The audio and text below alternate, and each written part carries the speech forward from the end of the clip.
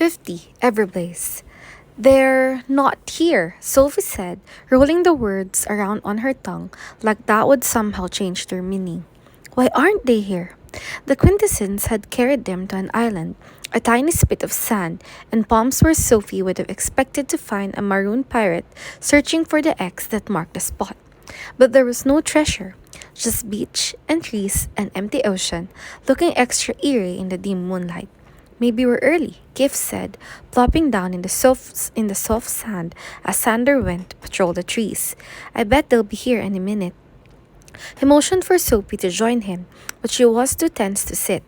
She made her way to the shore, grabbing one of the smooth stones from the beach and hurling it into the water as hard as she could, followed by another and another. Each stone flew just a little shorter than the last. You should be skipping them, Gift told her as he came up behind her. He placed a wide, flat rock in her palm and showed her how to flick her wrist.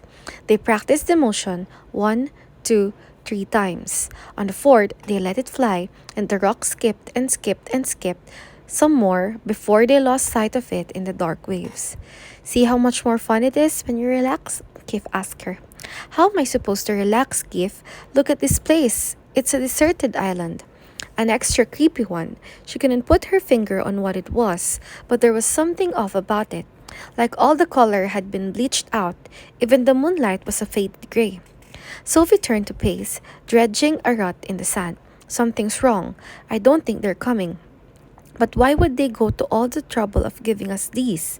Kif asked, pointing to the 5 glowing bottles dangling from her neck. Who knows? Maybe they needed to get rid of them because they're illegal and they knew I would get in less trouble. They could just open the bottle and release the light back into the sky. Plus, after the whole Ogre King thing, you're on pretty thin ice, you know. I bet if you sneeze too loud, Bronte will call a tribunal. Sophie straightened. Maybe that's their plan. What is? Having me get caught with this, so I'll be exiled. They want me to heal Prentice, right? And they know there's no way the council's going to approve that now. So if they can't bring him to me, they'll force me to go to him. Kip stared at the glowing bottles like he was seeing them in a whole new light. But then he shook his head. I still don't buy it. There are easier ways to get you exiled. Plus, why would they invite me? Remember, I didn't just tag along this time. He was right. Inviting him didn't make sense. Unless... What if this whole thing was a distraction? She asked. A trick to get you, me, and Sander away from something. She grabbed Gift's arm. What if they're trying to get to Sylvanie? But Sylvanie's not with us anymore. She's at the sanctuary. Still, we should get back. There's no reason to stay here. She pulled out her home crystal, holding it up to the pale moonlight, but it wouldn't cast a beam. She tried several directions and nothing changed. Okay, that's not cool. Kif mumbled when his home crystal did the same. It's like the light's too weak somehow.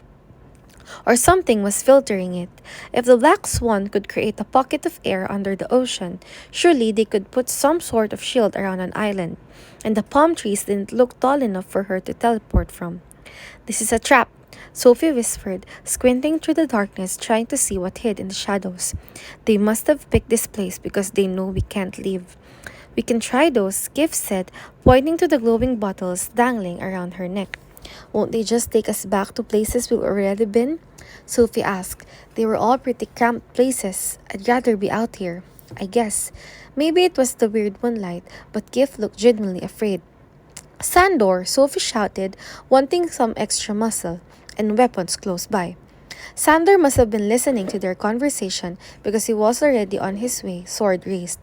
I detect no trace of life, he told them, sniffing the air once more. But we must find a way to get out of here. What if we, combine the different lights or something? Kif suggested. That might take us somewhere different, right? Would that work? Sander asked. I don't know, Sophie admitted. But if it did, where would it even take us? Kif shrugged. It's gonna be safer than waiting around here. No one could argue with that. So Sophie untied all the bottles and placed them in a small circle in the sand. Their colorful glows turned white when they converged, and when Kif nodded, she carefully placed the Magsadian charm in the brightest spot in the center. A blinding flash shot out of the swan's beak, turning everything to a blur. Sophie rubbed her eyes, trying to focus through the glare, but Kif must have recovered first because he grabbed her arm and whispered, I think I see something. Where? Sander asked, and Kif pointed toward the ocean. The light had faded, leaving nothing but shadows and more shadows. But when Kif took the charm from Sophie and created another gleaming flash, she spotted what his sharp eyes had caught the first time. Three figures in dark hooded cloaks coming toward them across the waves. Everblaze 51. They're walking on water, Sophie whispered, staring at the white eyes soon on the cloaked figure's sleeves. How are they doing that? Let's worry about it later, okay? Kif asked, grabbing the glowing bottles and pulling a goblin throwing star out of a pocket on his sleeve. Right now, there's three of them and three of us. I think we can take them. The only one taking them will be me. Sander growled, throwing Sophie and Kif over each of his shoulders and running them into the palm trees. He dropped them behind a wall of fern-like bushes and took the bottles of starlight. Stay here. I mean it, Sophie. Do not move unless absolutely necessary. But do not argue with me, Sophie cowered. I'll cover us, Kif promised, as Sander handed him one of his melters. Good, and I, Sander gives his other melter. I'm going to catch these villains once and for all. He slashed his sword over their heads, covering them with fallen leaves before he charged back toward the waves. The bushes blocked their view of the beach, but Sophie could hear deep voices mixed with the roar of the ocean. It sounded like they were arguing. How did they find us? She whispered, scooting closer to Kif. Do you think they're the ones that led us here? If they were, why pick this spot for their ambush? That underground cave would have been a way easier place to catch us. True, but how could they have followed us through all those lips? And why aren't the Black Swan here? We are. Furry hands blocked Sophie's scream as a dozen dwarves popped out of the ground. Two of them pinned Kif to a tree, snatching his melder and cutting off his cry for help. What's happening over there? Sander called from the beach. Tell him to come to you, the dwarf holding Sophie whispered. We're here to capture the rebels, and he's ruining our plan. Plan? Sophie wondered as he held up his wrist, pointing to a cuff bearing the sign of the swan. A dozen dwarves did have better odds of winning than a lone goblin did. Plus, if they were there to capture her, they could have just taken her. Fine, she mumbled into his palm, wishing she didn't have to taste his sandy fur. The dwarf let her go, begging her to call Sander quickly. He's keeping the rebels off the sand. That's where we have our advantage. Sophie really hoped she was doing the right thing as she took a deep breath and shouted, Sandor, we need your help! On my way, Sander called, tearing into the bushes. The dwarves dove back into the ground and their feet had barely disappeared when Sander burst through the ferns behind Kif, sword raised. What's going on? Are you okay? Sophie nodded, trying to figure out how to explain. But Sander was already sniffing the air. Dwarves have been here. He took off after them despite Sophie's cries to stop, and the starlight around his neck cast a glow over the shadowy beach. The cloaked figures had just set foot on the sand when they spotted Sandor and the line of dwarves sending cracks rippling across the beach. They scrambled back into the water just in time to avoid sinking into the shore. Sophie and Kif got up to Sander as he drew his sword at the dwarves. They're with the Black Swan, she told him. They were trying to get us to lure the Neverseen onto the beach. Yes, and it didn't work, the dwarves mumbled, shaking their very heads. The one who grabbed Sophie pointed to where the Neverseen were diving under the waves. They came here through the water. I'm sure they're living the way they came. Sander yelled on them. How do you know so much about them? We know only what we observed. And why are you observing? Sander demanded. Part of the plan, which you have now ruined. Sander lifted the dwarf by his furry shoulders. Excuse me? The dwarf didn't so much as blink, though his friends raised their feet, ready to stomp the ground any second.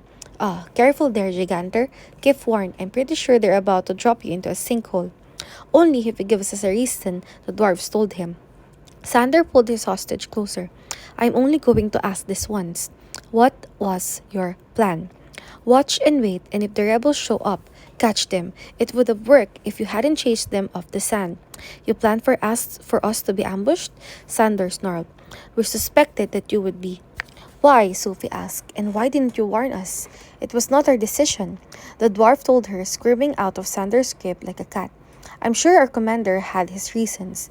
And where is your commander? Sander asked, monitoring the situation off-site. Sophie rolled her eyes. Of course he is. Why bother showing up for the meeting that he called? This was never a meeting, Miss Foster. It was a test. A test of what? Keith asked. Our security and yours, and that is all I can tell you. Also, I must give you this. He dug around his fur, pulling out a smooth, slightly opaque stone with a single facet along one edge. Hold the moonstone to the light and it will create a path back to your home. Sylvie reached to take it, but he insisted they give him the bottles of Starlight and the Magsidian charm first. Will you give your commander a message for us? Keith asked as Sander grumpily made the trade. The dwarfs exchanged a glance before their leader told Keith, "Go ahead." Keith stalked closer, crossing his arms with a smirk. Tell him we passed his little test, so now he can pass one of ours. He'll find instructions waiting in the cave in 5 days, and if he doesn't follow them exactly, well, let's just say there will be a mountain of sparkly poop with his name on it.